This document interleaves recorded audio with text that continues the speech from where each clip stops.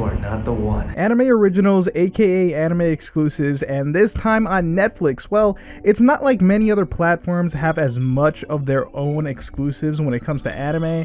Now, I have to say, wow, this was pretty hard to do. A lot of Netflix anime exclusives honestly gave me a headache because of how many moments I just said, what in the world? But hey, I mean, there's some creativity going on there, but honestly, none of those are on this list. These are the anime that didn't really give me that, not many headaches, but let's just get on with this list. What am I? Am I human or am I a Kabane?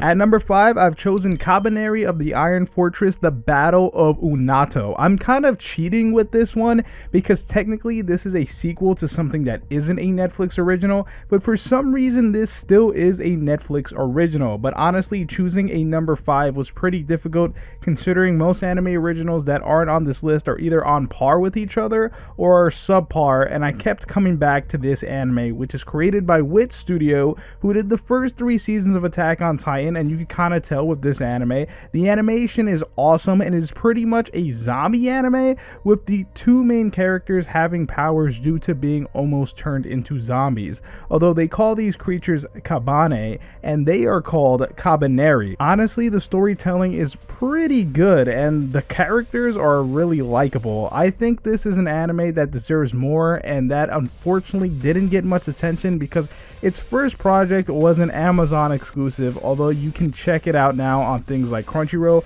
so I'd recommend that before watching this Netflix exclusive that takes place in the same world.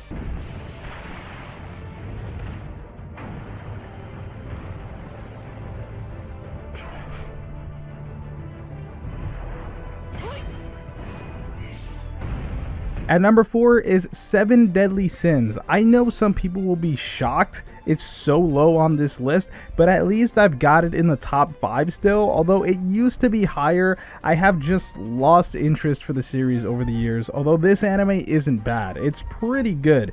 You have pretty awesome fights, funny characters, a good story, with each character representing one of the 7 deadly sins. They each have interesting backstories of how they came to be.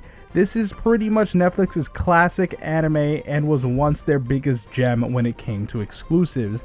The anime, although over with its show, is still putting out movies, although the animation studio has switched a bit when it comes to literally going from studio to studio, and of course over the years people just don't like the change in animation. But like I said, it's still pretty good, and I'd say if you're looking for Netflix exclusives and haven't watched this, you definitely missed out.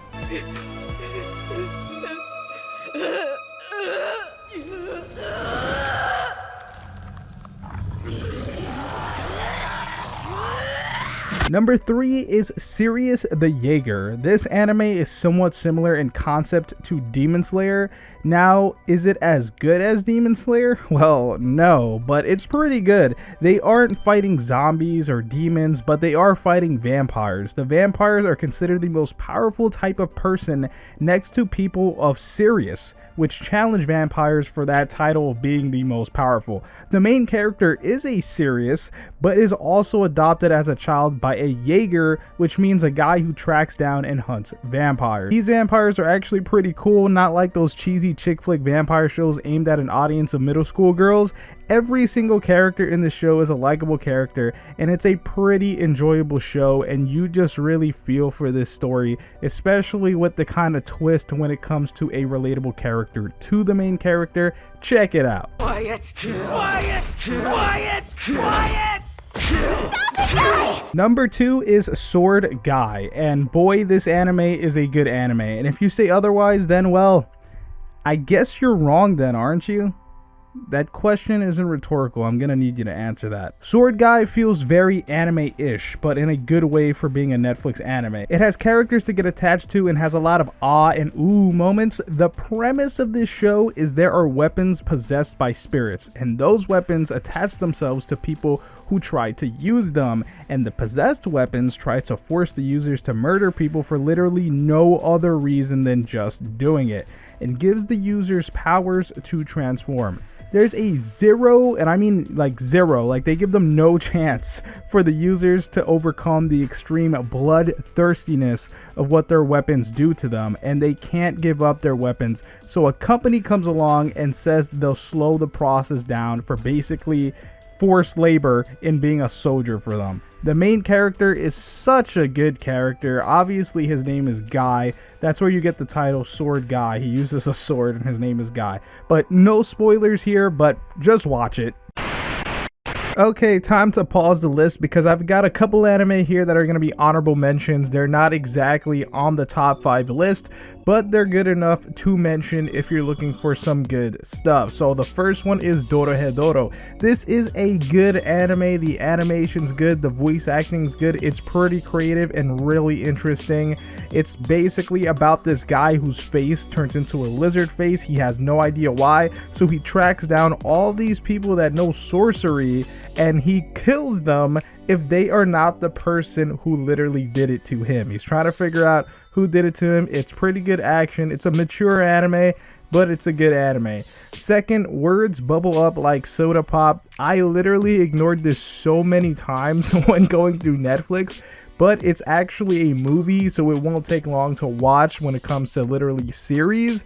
But this has to do with a love story. If you're looking for a love story, I wouldn't say watch this because the love story kind of takes backseat to a different story of just this boy doesn't want to talk to anybody and just wears headphones because of that, and he literally just expresses himself in haiku because he likes haiku. But this girl he meets is a big web celebrity, although here's the thing, she always wears a mask because she's got some buck teeth and she's insecure. So yeah, this gets kind of interesting, and it's not the greatest movie in the world, but it's good enough for me to, I guess, mention here.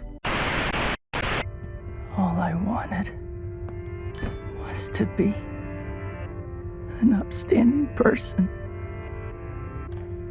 This is just too horrible.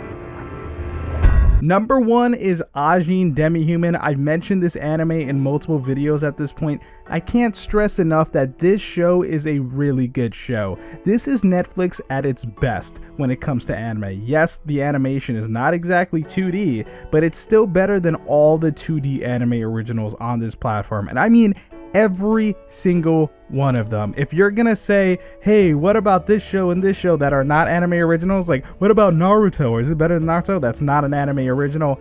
Obviously, if you've gotten this far and you still have no idea what I'm talking about, I don't know what you're doing. This is better than all 2D anime on this platform when it comes to originals. Actually, it's the best. That's why it's number 1. The basic premise of the show is there are people who can die, and then there are people who can't die. Literally nothing will be able to kill them. So these people, when discovered, are on the run, including children, which the main character is. People get abducted by the government and tortured in experiments, but you know, it doesn't end there. They also have some sort of shadow ghost powers, kind of like Stan's from JoJo's Bizarre Adventure, and there's a whole range of other powers. But if you want to know what's the best anime original on Netflix, now you know. Let me know what you guys think. My name's Konjic. I love you, and I'll talk to you in the next video. And I can say that I'm great, yeah, I can say that I'm perfect. I ain't the one that was out here saving lives, I was purchased. Now we about to take you out if you try to act toxic. I'ma send you straight up to my main man, Konjic.